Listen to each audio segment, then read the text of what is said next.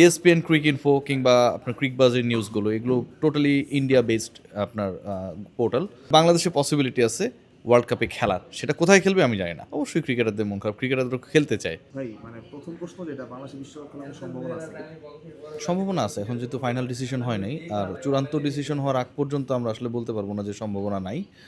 So আমার কাছে মনে হয় যে যথেষ্ট সম্ভাবনা আছে। আর যদি সম্ভাবনা না থাকতো অলরেডি এটা কিন্তু মানে একটা ঘোষণা দিয়ে দিত, আইসিসি ঘোষণা দিত অথবা ভারতীয় গভর্নমেন্ট বিসিসিআই যারা এটার সহ আয়োজক তারা ঘোষণা দিত। ঝুলিয়ে রাখার কোনো কারণ ছিল না। স্কটল্যান্ডের সাথে যোগাযোগের কথা আমরা বিভিন্ন জায়গায় দেখেছি। ব্রিটিশ ব্রডকাস্টিং কর্পোরেশন বিবিসি তারা জানাচ্ছে যে এই ধরনের কোনো যোগাযোগ হয় নাই। মানে স্কটিশরাও কিন্তু জানে না যে বাংলাদেশের রিপ্লেসমেন্ট তারা।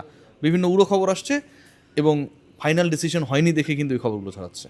এটা কি মনে হতে পারে কিনা মানে যেসব ধরনের গণমাধ্যম থেকে খবরগুলো আসতেছে সবগুলোই কোনো না কোনোভাবে ভারতের সাথে রিলেটেড হয়, হ্যাঁ, রাইটার, সাংবাদিক, জার্নালিস্ট কোনো না কোনোভাবে এটাকে যেমন গালফ নিউজের যে নিউজটা আমরা দেখেছি যেখানটায় পাকিস্তানের কথা বলা হয়েছে যে বাংলাদেশের পক্ষে তারা নেই, যেটা রটেছে সেটা সত্য না, সেই রিপোর্টার ভারতীয়।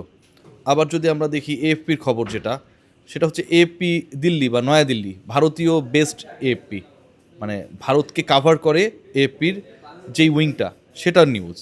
ESPN ক্রিক ইনফো কিংবা আপনার ক্রিক বাজের নিউজগুলো এগুলো টোটালি ইন্ডিয়া বেসড আপনার পোর্টাল। সো আমরা কিন্তু কোনো নিউট্রাল জায়গা থেকে কিছু পাচ্ছি না। নিউট্রাল জায়গা যদি আপনি বলেন সেটা হচ্ছে ব্রিটিশ ব্রডকাস্টিং কর্পোরেশন বিবিসি। তারা গত রাতে নিউজ করেছে যে তাদের যে বিবিসি স্পোর্ট যে জায়গাটা রয়েছে যেখানটায় আসলে স্পোর্টসের খেলার খবরগুলো দেয়া হয়, সেখানটায় বিবিসি বলেছে যে স্কটল্যান্ডকে সাথে আইসিসির কোনো ধরনের যোগাযোগ হয়নি, কর্মকর্তারা সেটা নিশ্চিত করেছে এবং বিশ্বকাপে বাংলাদেশের তারা রিপ্লেসমেন্ট করবে বা হবে গ্রুপ সিতে সেই ব্যাপারেও আসলে তাদের কোনো ধারণা নেই। এখন কি আপনার মনে হয় যে মানে যে এরকম কন্ডিশনে পৌঁছেছে আসলে ভারতের সাথে কোনো রকম আপোষ বা ভারতে খেলার কোনো সম্ভাবনা আছে?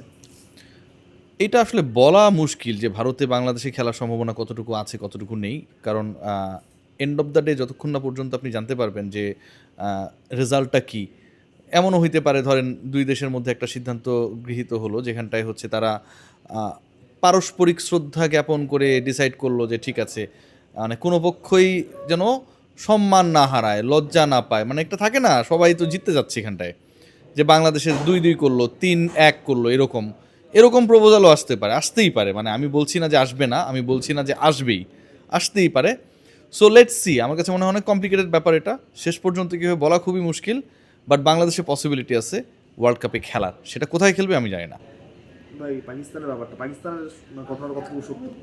পাকিস্তানের ব্যাপারে পাকিস্তান এখন পর্যন্ত স্পষ্ট ক্লিয়ার করে নাই যে পাকিস্তান এরকম কোনো ইনিশিয়েটিভ নিয়েছে। পিসিবি বা পাকিস্তান গভর্নমেন্টের কোনো স্পেসিফিক আমরা কী বলবো এটাকে ইন্টারভিউ আমরা পাইনি। কোনো তাদের অবজারভেশন বলেন, তাদের ইন্টারভিউজ বলেন, তাদের স্টেটমেন্ট বলেন, আমরা পাকিস্তান বা পাকিস্তান ক্রিকেট বোর্ডের পক্ষ থেকে পাই নাই।